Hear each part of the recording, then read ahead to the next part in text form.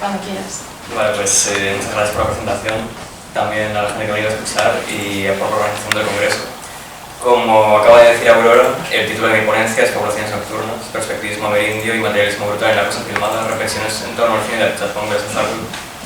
Viendo la filmografía del director tailandés, se activaron en mí diferentes intereses que de algún modo ya tenía de manera previa el visionado de las películas, pero que ahora solicitaban un nuevo desarrollo, un intento de hacer despegar lo nuevo que habitaba en esos intereses latentes con aquello que ya estaba antes de la nueva interacción. Así, lo que propongo es una serie de reflexiones en torno al cine de Gracizáculo, tratando de realizar un despliegue de otras cuestiones que habitan en el telón de fondo de sus producciones audiovisuales. En primer lugar, hablaré sobre el problema de la contemporaneidad y el carácter de lo contemporáneo, haciendo referencia fundamentalmente a Giorgio Agamben, Éric Bordelot y Andrea Yunda. En segundo lugar, continuaré profundizando en la interpretación que Bordelot realiza sobre el cine de Gracizáculo en su intento por hacer confluir algunos elementos del perspectivismo amerindio con las películas del director tailandés. Y por último, tenía pensado comentar alguna cuestión sobre la materialidad brutal de la cosa filmada, sobre todo a propósito de algunas ideas que brotaron en el diálogo que tuvo lugar entre Achazón Gracizáculo y Béla Tarr en los encuentros de Pamplona del año pasado, pero por motivos de tiempo he decidido centrarme solamente en las dos primeras cuestiones, aunque por sobrevolar de manera muy sucinta este último tema, la intención que tenía era relacionar las posturas de Gracizáculo y Tarr con la expresión materialista que guardaba Blanchot con respecto a la literatura en su libro de 1949, La parte del fuego, la literatura y el derecho a la muerte. Pero como digo, voy a centrarme en las dos primeras cuestiones y esta última cuestión la dejo abierta para continuar profundizando en ella en algún momento próximo. Por comenzar propiamente con la ponencia, me gustaría destacar que una de las preguntas que Gracizáculo lanza a través de su cine tiene que ver con la condición de lo contemporáneo, haciéndonos sentir de algún modo como Cioran cuando escribía en sus cuadernos que cualquiera es más contemporáneo que yo. Esta pregunta, ¿qué significa ser contemporáneo?, fue la que guió la lección inaugural del curso de Filosofía Teórica 2006-2007 impartida por Giorgio Agamben en el Instituto Universitario de Arquitectura de Venecia. Allí Agamben propuso que la contemporaneidad es una relación particular con el propio tiempo y que contemporáneo es aquel que mantiene la mirada fija en su tiempo para percibir no sus luces, sino su oscuridad, sus sombras.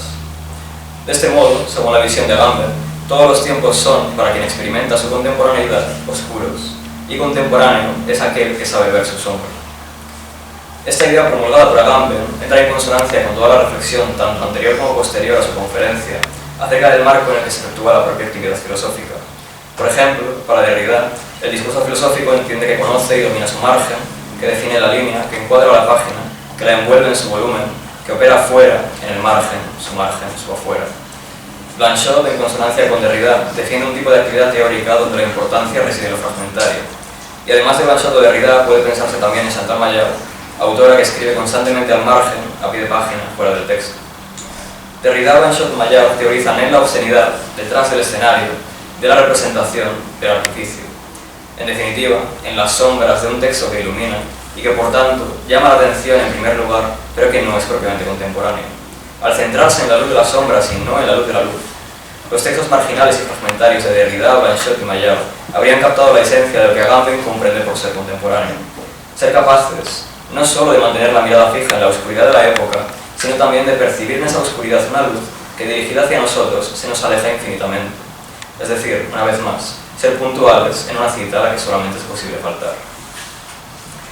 Éric Bordelot recogió las reflexiones efectuadas por Agamben en Fabulaciones Nocturnas, compilación de ensayos sobre el Gracizáculo, publicada en 2017, y que el propio director compartió en su página web. En 2009, Gracizáculo estrenó su proyecto Primitive, obra que consistió en una videoinstalación de múltiples pantallas, pensada para tener lugar en el interior de una galería, y en las pantallas se veían diferentes proyecciones de algunos cortometrajes de duración variable, en los que la historia de la ciudad fronteriza de Nabua, en el noreste de Tailandia, se volvió a imaginar como un escurridizo relato de fantasmas forjado a partir de diversos elementos que permean en la cultura del país. Gesto que Gracizáculo ya llevaba realizando desde su primer largometraje, Mysterious Object Unknown, que es un mix de ficción y documental experimental del año 2000. Según Bordelot, una serie de preguntas atraviesan la totalidad del proyecto Primitive. ¿Cómo ser contemporáneo de los habitantes de Nabua y sus numerosos fantasmas? ¿Cómo compartir sus sueños? Y sobre todo, ¿cómo filmarlos? La copresencia con el propio presente no es evidente. Es raro y difícil, dice Agamben, porque implica la constitución de una relación activa con una parte de lo no vivido que insiste directamente en el presente. Con Primitive, Gracizáculo nos invita a reflexionar sobre la contemporaneidad de lugares que desde Occidente situamos artificialmente fuera de la contemporaneidad, en la sombra del tiempo. Sin embargo, esto mismo revela que las reflexiones agambenianas acerca de la contemporaneidad pueden resultar problemáticas cuando las proyectamos sobre culturas ajenas a Europa. Naboo es contemporánea, pero a cambio de ser un lugar oscuro situado en la periferia marginal del tiempo. Por esta razón, quizá resulte más adecuada la interpretación que Bourdieu extrae de la conferencia de Agamben que la que el propio Agamben ofrece. Lejos de centrarse en la cuestión relativa a la luz de las sombras, Bourdieu recuerda las siguientes palabras de Agamben: ser contemporáneo significa volver a un presente en el que nunca estuvimos. De esta manera, los habitantes europeos y los habitantes de Naboo serían contemporáneos por habitar ambos en presentes diferentes pero temporalmente coetáneos. Los habitantes de ambos lugares, según esa interpretación, serían contemporáneos por vivir el presente no vivido por el habitante del otro lugar en cada caso. De este modo, no sería contradictorio que un monje pueda controlar un dron, como sucede hacia el final de Sign of the Century, película de 2006, porque la realidad de Tailandia transcurre en un presente no vivido por nuestra realidad europea. Parece, por tanto, que el salto de lo contemporáneo como luz de la sombra a lo contemporáneo como el retorno a un presente no vivido habría arreglado los problemas de la reflexión de Agamben. Sin embargo, el propio Bourdieu, en relación a esa segunda interpretación de lo contemporáneo, se pregunta: ¿pero acaso esto, retornar a un presente no vivido, es posible? Y puede irse más allá. ¿Acaso el retorno a un presente no vivido, incluso si fuese posible, no sería una mera reproducción del discurso historicista? Efectivamente, que un monje tailandés pueda controlar un dron no supone ninguna contradicción real si conseguimos superar el marco dicotómico de la mirada occidental. Pero la razón no es que la realidad de Tailandia transcurra en un presente no vivido por nuestra realidad europea. No somos contemporáneos en ese sentido, y en todo caso, ser contemporáneo no puede significar eso en modo alguno. Las reflexiones de Agamben acerca de lo contemporáneo, en relación a la pregunta ¿qué significa ser contemporáneo?, pueden resultar herramientas útiles, pero deben aplicarse con algunos matices que permitan romper el discurso colonial, historicista y occidentalista, lo que conlleva al mismo tiempo derrocar la imperante posición de las escisiones, las dicotomías, la generación de identidad mediante su alternidad y la imposición de arquitecturas temporales que aplanan las diferencias específicas de cada lugar. Bourdieu señala los problemas de la visión de Agamben y también problematiza sus propias reflexiones, pero no ofrece ninguna alternativa explícita con la que consiga responder a las preguntas planteadas por Guerasezakul en el proyecto Primitive. Creo que en vías de una nueva interpretación, de una nueva propuesta, es posible interpretar la contemporaneidad desde la existencia de centros simultáneos en todas partes y al mismo tiempo. Los habitantes de Naboo no son contemporáneos por habitar una sombra temporal, ni tampoco lo son por retornar a un presente no vivido desde nuestra posición occidental. Hay que romper con la cosmovisión dicotómica que Occidente ha creado para dotarse de una identidad. Basta de luces y sombras, y basta interpretar el presente ajeno como un retornar. Agamben sitúa el transcurso de la contemporaneidad en la luz de las sombras y no en la luz de la luz. Pero invertir el discurso ilustrado de la cruz nacional no es suficiente. Hace falta cambiar el marco al completo, destruir la estructura generada por Occidente para construir nuevas formas no coloniales de interpretar qué significa ser contemporáneo. Por lo tanto, en el intento de realizar una nueva propuesta, centros simultáneos en todas partes y al mismo tiempo. Extraigo la idea de centro de la obra de Andrea Giunta. En Contra el Canon, texto publicado en 2020, Giunta se despide del discurso de la periferia. Occidente no es el centro a partir del cual se generan espacios periféricos más allá de los límites de su centralidad. Un centro es un espacio creativo y productivo que permite fundar e imaginar nuevas formas de pensar la historia, el tiempo, la cultura o el arte.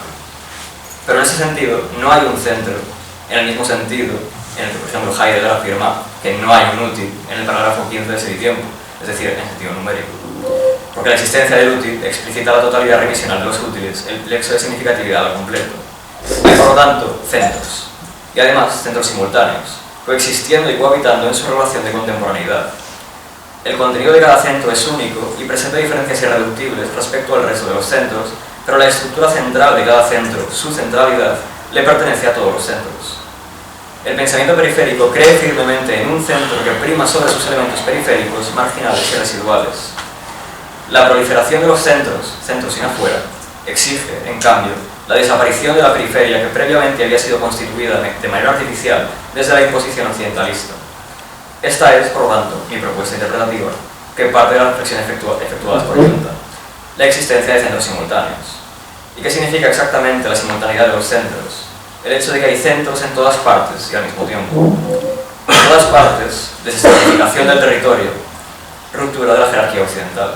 Al mismo tiempo, destrucción del pensamiento cronológico, exterminio del historicismo. A través del visionado de Primitive y a través del visionado del resto del cine de Guerasezakul, es posible decir adiós a la historia lineal, adiós a la periferia. Hasta aquí, en diálogo con Agamben, Bordelot y Junta, me he dedicado a profundizar acerca del carácter de lo contemporáneo, tema que permea de manera constante en el cine de Kurosawa, pero que también excede los márgenes de su proyecto cinematográfico. Por tanto, de aquí hasta el final de la ponencia, me acercaré de manera más directa a su cine, a través de las reflexiones que Bordelot guarda más allá del problema de la contemporaneidad. En su aportación a Fabulaciones Nocturnas, la obra de 2017 que citaba ya con anterioridad, Bordelot se acerca a los paisajes oníricos de Kurosawa, partiendo de una posición naturalista que recoge algunos conceptos definidos, delineados por William James, Whitehead o John Dewey. En concreto, a Bordelot le interesa la forma en la que sus autores conciben tanto la naturaleza como la experiencia. El concepto de naturaleza, para James, Whitehead o Dewey, salvando las distancias entre sus filosofías, debe conceder un espacio amplio al misterio, la ignorancia y lo inefable, de modo que hablar sobre la naturaleza no puede ser otra cosa que una especie de actividad mística. En consonancia, la experiencia debe ser, por lo tanto, tomada en sentido amplio y en su relación con la naturaleza, fuerza creadora que no podemos aprisionar de manera racional. Lo que busca destacar Bordelot, a través del marco representado por los autores mencionados, es la profunda ignorancia que hay en nuestro encuentro con la perturbidad, la contingencia y la indeterminación que rodean una naturaleza llena de misterio y que se deja ver en el cómputo general de la obra de Kurosawa, pero no como un elemento frustrante que deberíamos conquistar con la aprehensión, como sucede con la perpetua obsesión de los idealistas alemanes, especialmente ubicada en la doctrina de la ciencia de Fichte, sino más bien como una forma de ser como agua dentro del agua, yendo más allá de una relación explicativa y racional, es decir, experimentando esa naturaleza de manera directa en la aceptación de su oportunidad, contingencia e indeterminación. En relación con todo esto, Kurosawa interpreta el cine como una forma de magia negra que posee un carácter ampliamente instintivo. A la hora de crear una pieza audiovisual, ya sea en la forma del largometraje, del cortometraje, de la instalación o de la performance, Kurosawa parte de un estado de suspensión que redefine lo real mediante la aparición transversal del plano onírico. En palabras de Bordelot, podríamos decir que el cine de Kurosawa rebosa de estados virtuales y fugaces, de mundos crepusculares, fantásticos y transitorios, donde los vivos y los muertos se encuentran. Dentro de toda esta cosmovisión hay tres elementos que confluyen entre sí: la noche, la selva y los fantasmas. Estos tres elementos, que recorren toda la obra de Kurosawa, a ojos de Bordelot, responden de manera directa a la pregunta que planteaba Blanchot en la Conversación Infinita: ¿cómo descubrir lo oscuro sin desaparlo? Kurosawa muestra un contexto tropical, nocturno y fantasmático que nos invita a adoptar una posición de contemplación activa y creativa, una posición que permita sentir lo invisible como si fuera perceptible, como en aquella escena de Cemetery of Splendor, en la que los personajes están viendo el interior de un templo milenario, allí donde ya no quedan más que hojas y ruinas, siendo esos elementos los que se nos muestran de manera directa, pero siendo aquellos otros, los detalles del templo milenario, los que se nos sugiere ver. No es coincidencia que esa escena de Cemetery of Splendor suceda durante el día, donde lo fantástico no puede mostrarse más que de manera virtual. Será durante la noche del contexto selvático que lo fantástico podrá mostrarse recubierto de una aura fantasmal, pero no cargado de connotaciones extraordinarias, sino más bien cotidianas. Así es durante la noche que la mujer fallecida de Bunny, en El tío Bunny que recuerda sus días pasados, película de 2010, aparece y cena con él, o el chamán de la segunda mitad de Tropical Malady adopta la forma de un tigre. El propio Kurosawa recuerda que los elementos fantasmales solamente aparecen bajo condiciones de liminalidad, específicamente al romper el alba y el crepúsculo, razón por la que abundan los planos que muestran el paso del día a la noche y de la noche al día en el transcurso de todas sus obras y de manera muy pronunciada en la segunda mitad de Tropical Malady. Junto a la noche, la selva y los fantasmas, el sueño es otro de los elementos centrales del cine de Kurosawa.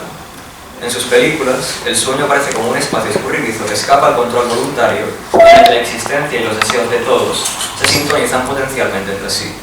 Soñar, entonces, desde el punto de vista que destaca Bordelot en relación con el cine de Kurosawa, es llegar a un punto donde la realidad deja de ser un principio. Supone entrar en un espacio en el que se hace posible elaborar y resonar en armonías colectivas previamente desconocidas. La forma de soñar que se presenta en la obra de Kurosawa, y sobre todo quizá en Cemetery of Splendor, se contrapone por lo tanto a la noción moderna y occidental del sueño. En su crítica al antropocentrismo negativo promulgado por el realismo especulativo, Viveros de Castro cita algunas palabras del chamán David Copenhague para destacar que la gente blanca duerme mucho, pero solamente sueñan sobre sí mismos.